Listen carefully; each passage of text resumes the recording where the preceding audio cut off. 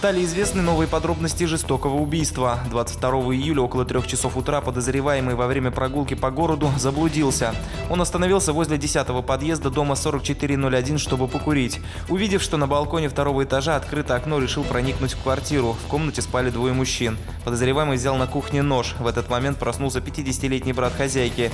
Он ударил его несколько раз ножом в шею и накрыл подушкой. На шум выбежал 40-летний племянник раненого. Подозреваемый расправился и с ним, однако нож из тела вытащить не смог. Поэтому прошел на кухню за другим. Им убил хозяйку квартиры и добил 50-летнего брата хозяйки, который еще дышал. По версии следствия, преступник забрал оба орудия преступления, а также игровую приставку, планшет, 5000 рублей и банковскую карту. Открыл газовые конфорки, зажег свечу в надежде на то, что взрыв уничтожит следы преступления. Подозреваемый ушел через входную дверь, закрыв ее за собой на ключ.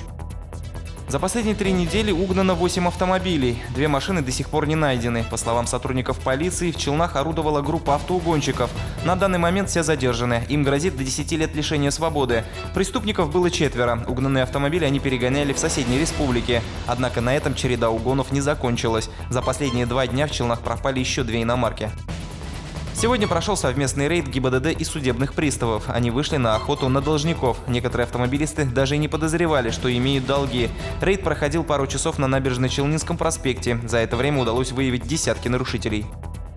Здесь дети учат татарский язык, знакомятся с культурой и наследием. В Татарстане уже 16 лет работает татарский лагерь «Мизгаль». Он пользуется популярностью не только в республике. Среди отдыхающих есть дети из Турции и близлежащих республик. Те, кто однажды провел здесь лето, возвращаются снова. Помимо оздоровительных соревнований, дети получают уроки фольклора, рисования, проходят психологические тренинги. В этом году в лагере отдыхают 55 человек.